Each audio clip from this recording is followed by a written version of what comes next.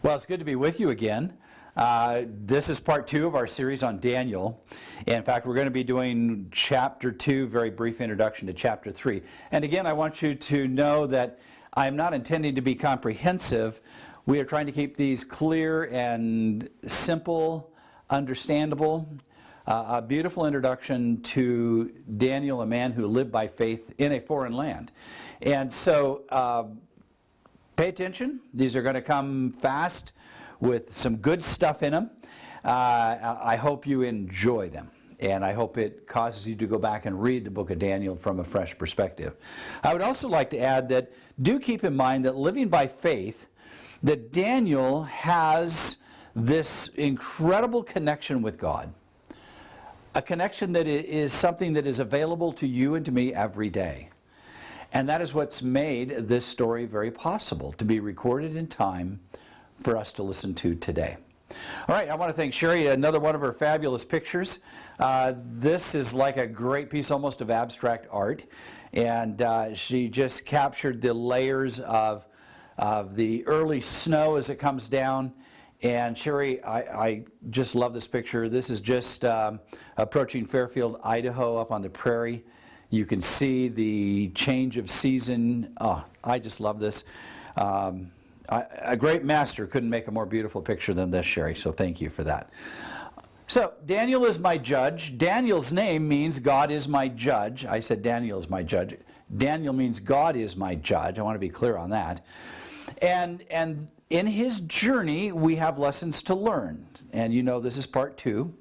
So, in Daniel 2, we see God's movement towards the king of Babylon to reveal himself as the God of the universe through the ministry of Daniel. And as I've said several times, and I will continue to say it, Daniel's name means God is my judge.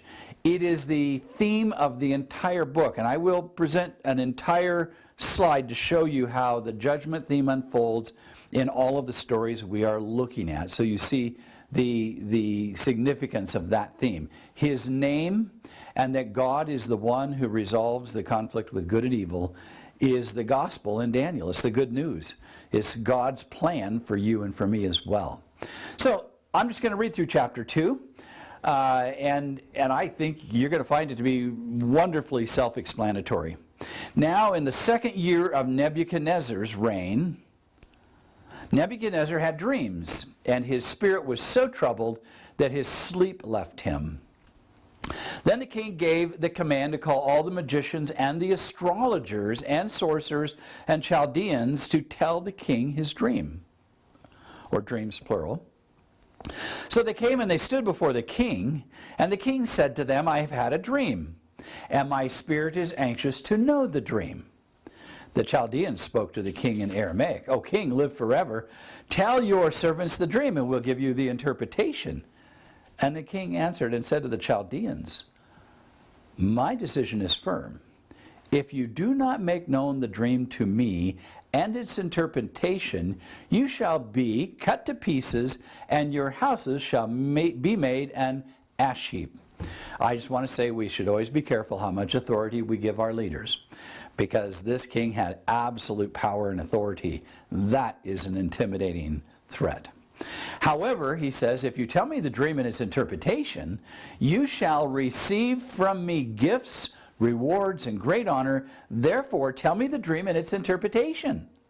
And they answered again and said, let the king tell his servants the dream, and we'll give the interpretation. The king answered and said, for I know for certain that you would gain time, because you see that my decision is firm. If you do not make known the dream to me, there's only one decree for you. For you have agreed to speak lying and corrupt words before me till the time has the time has changed. I'm sorry, this is just so amusing to me. I want you to know that he's on to them, okay? Therefore, he says, tell me the dream, and I shall know that you can give me its interpretation. In other words, if they can't tell him what is unknown, they cannot give him a correct interpretation. Now the Chaldeans answered the king and said, there is not a man on earth who can tell the king's matter. Therefore, no king, lord, or ruler has ever asked such a thing of any magician. astrologer or Chaldean?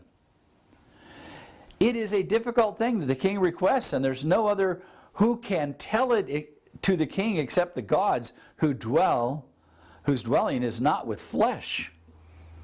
For this reason, the king was angry and very furious and gave the command to destroy all the wise men of Babylon. So the decree went out, and they began killing the wise men, and they sought Daniel and his companions to kill them.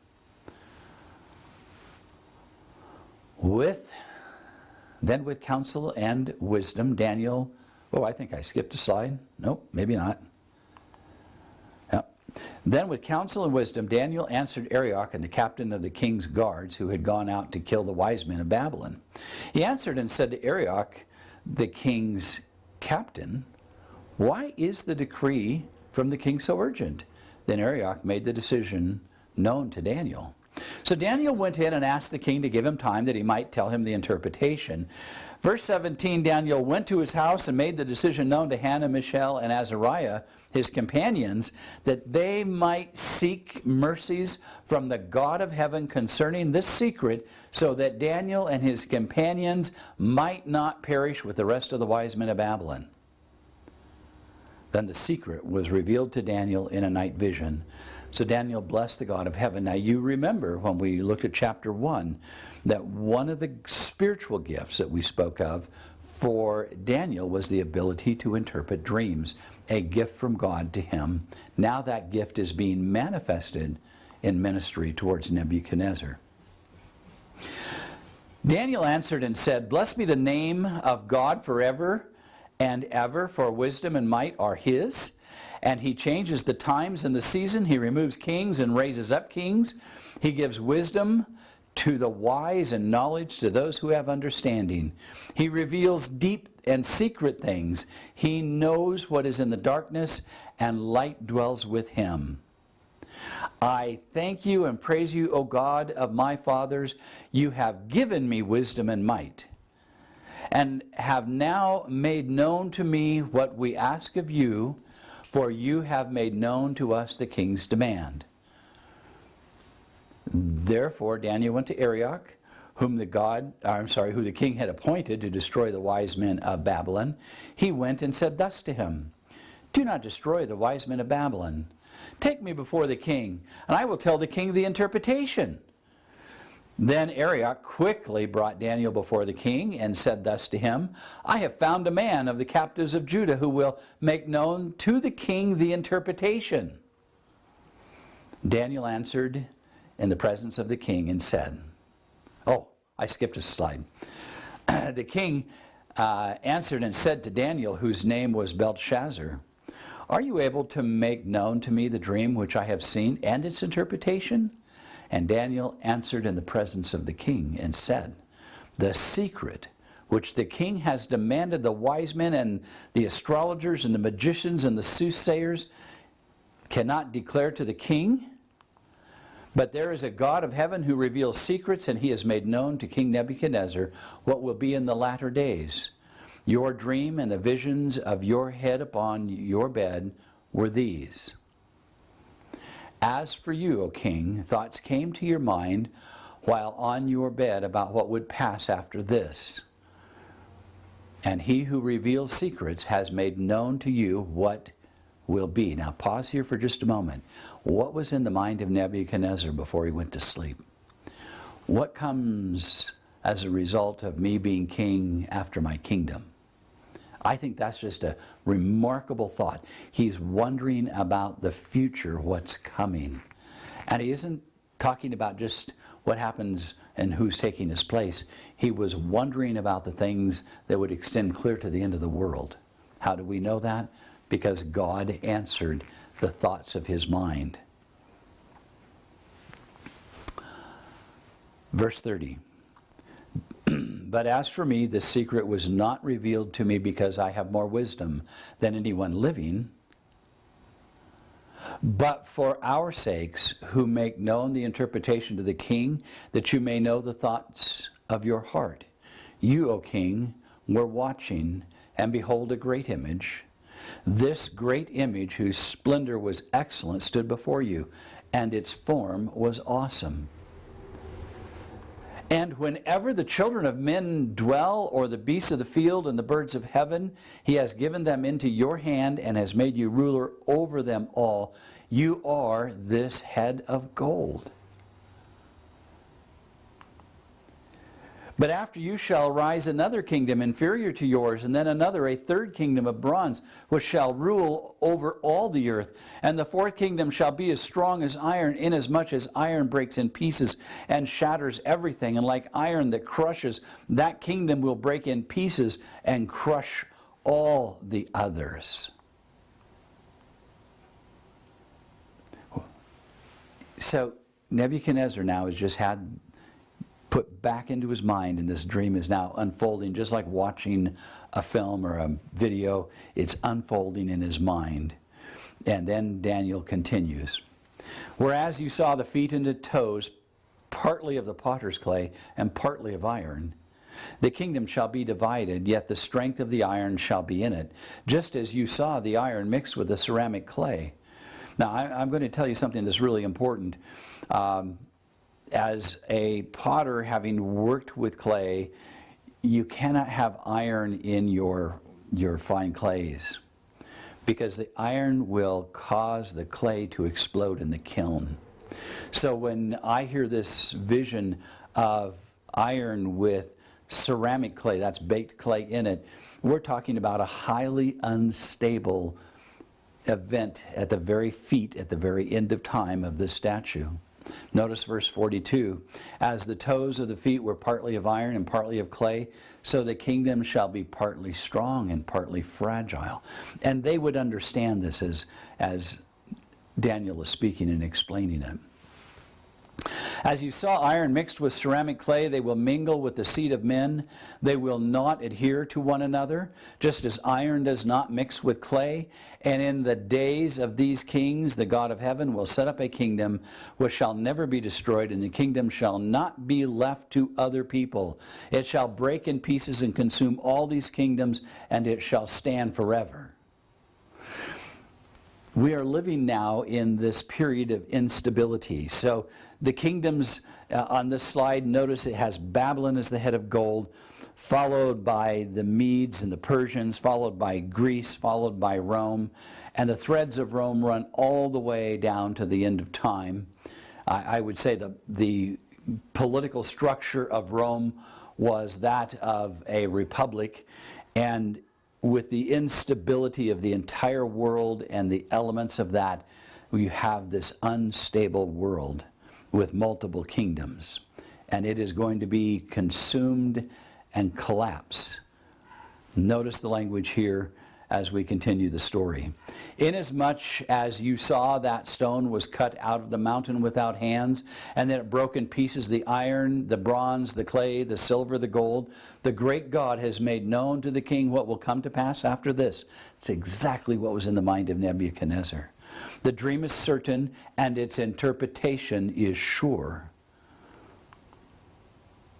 Then King Nebuchadnezzar fell on his face, prostrate before Daniel, and commanded that they should present an offering and incense to him. The king answered Daniel and said, "Truly your God is the God of gods, the Lord of kings, and the revealer of secrets, since you could reveal the secret." Then the king promoted Daniel and gave him many gifts, and he made him ruler over the whole province of Babylon, the chief administrator over all the wise men of Babylon. Also Daniel petitioned the king, and he set Shadrach, Meshach, Abednego over the affairs of the province of Babylon, but Daniel sat in the gate of the king. Now let's pause here for just a moment. Daniel and his friends taken hostage, if you would, taken as prisoners to Babylon, educated in the universities, the finest educational system there in Babylon, but continuing to hold on to their faith in God, suddenly now become the most significant men in that entire empire next to the king himself. A brief introduction now to Daniel chapter 3, one picture on the screen. The king's ego results in religious persecution and a death penalty. In other words, Nebuchadnezzar was so enthralled with his head of gold that instead of being humbled, his ego swells. He has this entire statue structured, covered in gold leaf, and he requires everyone to come and to bow down and acknowledge his greatness. Shadrach, Meshach, Abednego refuse. They face the death penalty for refusing to bow because they worship the God of heaven. And then you have the story of the fiery furnace, where their furnaces were heated 7 times hotter and they were thrown in, and a 4th man was seen in that fire walking among Shadrach, Meshach, and Abednego. God delivered them. One more time, God is reaching out after the heart of Nebuchadnezzar, revealing to him his redemption, his grace, his power to save, his power to protect. One more time, God is reaching for the heart of Nebuchadnezzar. How many times does God reach out for your heart? I hope you enjoy chapters 2 and 3. I hope you go back and read them. Enjoy them. Understand that we have a proactive God. A God who cares about a pagan king and a pagan nation that took young men captive from his chosen people, if you would.